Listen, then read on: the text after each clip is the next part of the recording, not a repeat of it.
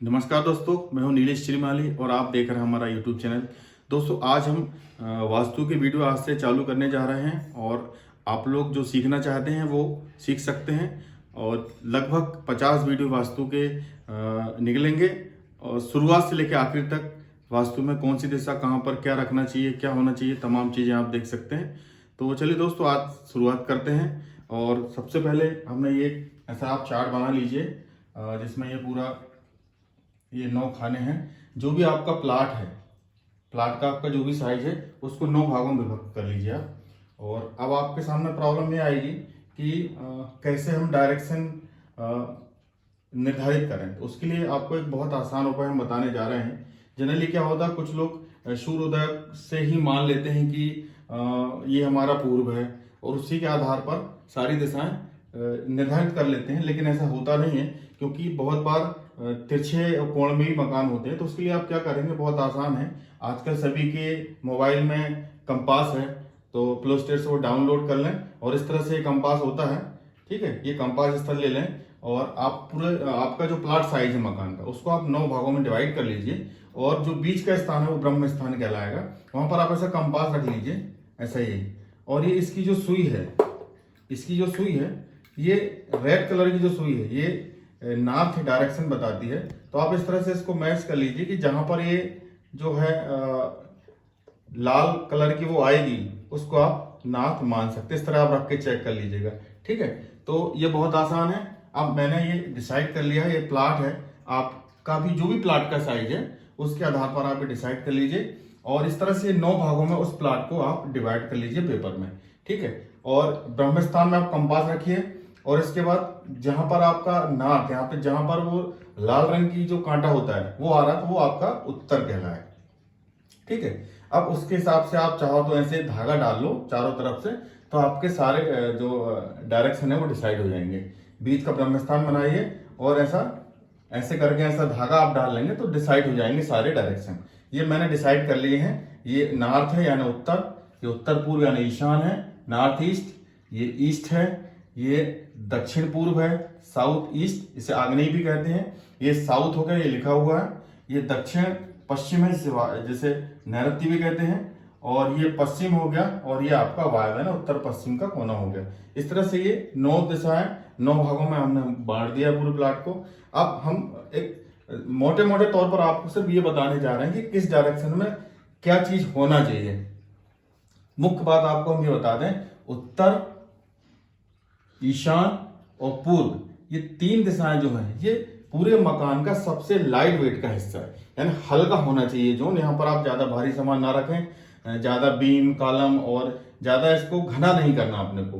अब हम ये जान लेते हैं कि किस दिशा में मुख्य रूप से क्या होना चाहिए। ये हमारे डायरेक्शन डिसाइड हो गए हैं। अब ये हम देखते हैं उत्तर दिशा में आप बच्चों का जो है वो किड्स रूम रख सकते हैं, बच्चों का स्टडी रूम रख सकते हैं। ठीक है, यदि आपका उत्तर पूर्व में पूजा स्थान नहीं बन पा रहा तो आप यहाँ पर भी रख सकते हैं, इसी जोन के उत्तर पूर्व में। ठीक है, यहाँ पर आप चाहें तो जो जिन बच्चों की अभी मैरिज नहीं हुई है उनका भी यहाँ पर बेडरूम रख सकते हैं और यहाँ पर गेस्ट रूम भी रख सकते हैं।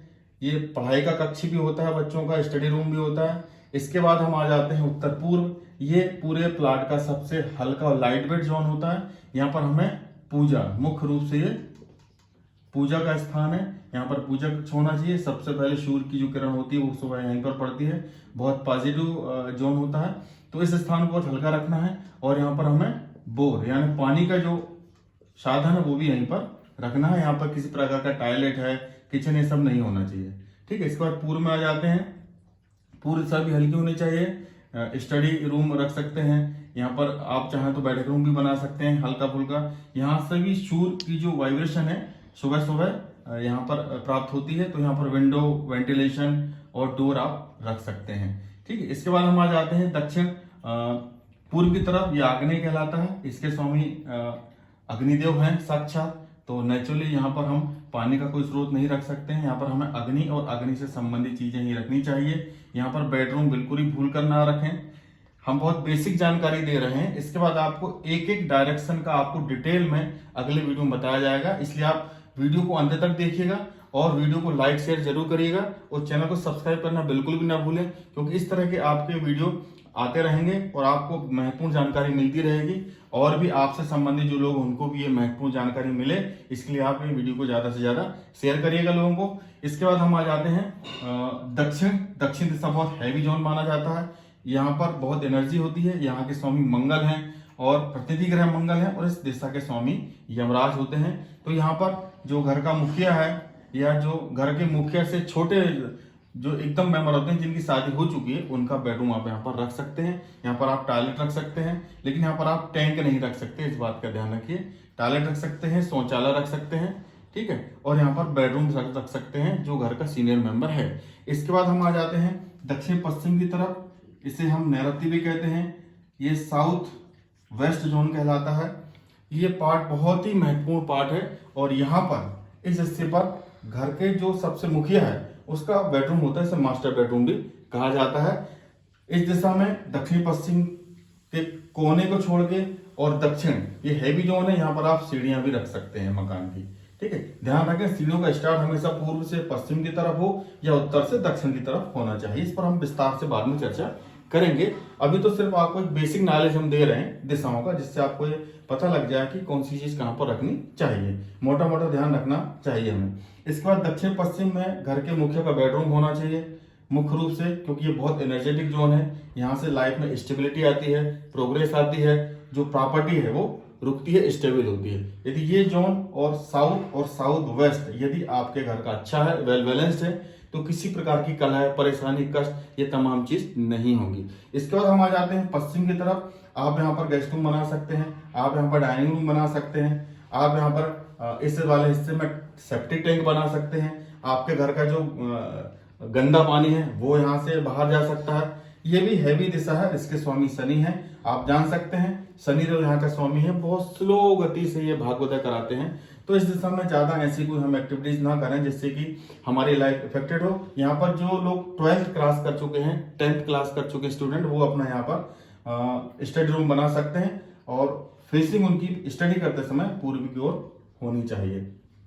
ये पश्चिम दिशा है दोस्तों और ये भी हैवी जोन है। यहाँ पर आप सीढ़ी भी दे सकते हैं, इस बात का आप ध्यान रखें। इसके बाद हम आ जाते हैं उत्तर पश्चिम की तरफ। एक बार पुनः आपको बता दूं कि हम बहुत बेसिक जानकारी अभी आपको दे रहे हैं। इसके बाद डिटेल में और माइक्रो रूप से अगले वीडियो में पुनः से आपको एक एक दिशाओं की जानकारी आपको डिटेल में दी जाएगी कि कहाँ क्या कैसा करना है, कौन सी दिशा कितने डिग्री पर आती है, ये सभी चीजें आपको अगले वीडियो में मिलेंगी। दोस्तों हम आ जाते हैं पश्चिम दिशा के बारे में हमने आपको बताया है। अब आ जाते हैं वायव्य। इसे उत्तर पश्चिम या नॉर्थ वेस्ट का जोन भी कहा जाता है। यहाँ पर आप गेस्ट रूम रख सकते हैं, यहाँ पर आप अपना जो है गाड़ी का पार्किंग का भी रख सकते हैं। जिन बच्चों की शादी नहीं हो रही है, एक बार फिर से समझ लीजिए, जिन बच्चों की शादी नहीं हो रही है उन बच्चों का बेडरूम आप यहाँ पर रख सकते हैं। जो बैचलर बच्चे हैं उनका बेडरूम, स्टडी रूम भी, क्योंकि ये वायु का क्षेत्र है, चंद्रमा यहाँ के स्वामी हैं जो कि बहुत तेजी से विचार परिवर्तन करते हैं। क्योंकि आप सभी लोग जानते हैं चंद्रमा बहुत फास्ट मूविंग प्लैनेट से बहुत तेजी से रन करता है। एक राशि में 2.25 दिन 2.5 दिन रहता है और 30 दिन में 12 राशि को चक्कर पूरा कर लेता है। इस हिसाब से लोग बहुत जल्दी यहाँ चंद्रमा से प्रभावित होते हैं इस जोन में यदि है। लेकिन एक बात का ध्यान रखें, जो घर का मुखिया है उसका बेडरूम किसी भी हालत में यहाँ पर नहीं होना चाहिए, अदरवाइज कभी लाइफ में कंसंट्रेशन नहीं आएगी, वो ढंग से काम नहीं कर पाएंगे। इस बात का आपको ध्यान रखना है दोस्तों। ये हमने बहुत मोटी मोटी आपको जानकारी दी। इसके बाद आ जाते हैं आखिरी का ब्रह्म स्थान है। सबसे महत्वपूर्ण जानकारी आपको मैं यहाँ पर देने जा रहे हैं कि ब्रह्म स्थान में किसी भी प्रकार का कोई भारी सामान आपको नहीं रखना है। ये स्थान कोशिश करें खाली रहे। घर के सोफा, अलमारी, बीम और किसी भी प्रकार का भारी जो है नहीं रखना है, क्योंकि ब्रह्म स्थान वास्तव में जो एक वास्तु पुरुष है, जिसके बारे में अगले वीडियो में आपसे बहुत विस्तार से चर्चा करेंगे कि वास्तु पुरुष के जो अंग हैं, किस डायरेक्शन में कौन सा अंग जाता है, और मकान बनने के बाद हम उस दिशा में जब किसी प्रकार का वेद या चोट करते हैं तो शरीर के उसी हिस्से में घर के मालिक को, मुखिया को प्रॉब्लम जाती है। तो ब्रह्म स्थान वास्तव में घर के मुखिया का हृदय के आसपास और एब्डोमेन पोर्शन जो है हमारे पेट के ऊपर का हिस्सा आसपास का होता है। तो यदि ये आपका हिस्सा दूषित रहेगा, हैवी रहेगा, तो घर के मुखिया के शरीर के इस वाले हिस्से में, पेट और चेस्ट वाले हिस्से में प्रॉब्लम रहेगी, हार्ट की प्रॉब्लम रहेगी, पेट की प्रॉब्लम रहेगी। इसलिए इस बात का बहुत ध्यान रखना है कि ब्रह्म स्थान हमें खाली रखना है, यहाँ पर किसी प्रकार कॉलम और बीम नहीं देना है। दोस्तों मोटा मोटा हमने आपको बताया वास्तु के डायरेक्शंस के बारे में कि कैसे आपको प्लॉट का एक ऐसा बना लेना है और इस 9 भागों में डिवाइड कर लेना है। इस तरह से ये आपको दिशाएं हो गई। अब इसके अनुसार आप toilet, bedroom, kids room, study room, puja room अपने हिसाब से बहुत आसानी से कर सकते हैं। आप स्वयं के वास्तुशास्त्री बन सकते हैं। आप रोज, हमारे एक वीडियो रोज वास्तु का जाएगा, आप रोज देखिए, आपको हर दिन कोई ना कोई नई जानकारी मिलेगी। इसके बाद आप स्वयं इतना एक्सपर्ट हो जाएंगे कि किसी वास्तुशास्त्री के पास जाने की आपको आवश्यकता नहीं पड़ेगी। आप खुद ही सीख लेंगे और खुद ही जब आप प्लॉट ले रहे हैं तब आप नक्शा बनाएंगे तो आपको बेसिक जानकारी नॉलेज में रहेगी। तो दोस्तों आज का ये वीडियो आपको अच्छा लगा हो तो लाइक शेयर जरूर कीजिएगा और दोस्तों चैनल को सब्सक्राइब करना बिल्कुल नहीं भूलिएगा। घंटी के बटन को जरूर दबा दीजिएगा ताकि जानकारी बहुत जल्दी आप तक पहुंच सके। नमस्कार दोस्तों, फिर हाजिर होंगे अगले वीडियो में एक नए विषय के साथ। धन्यवाद। जय श्री कृष्ण।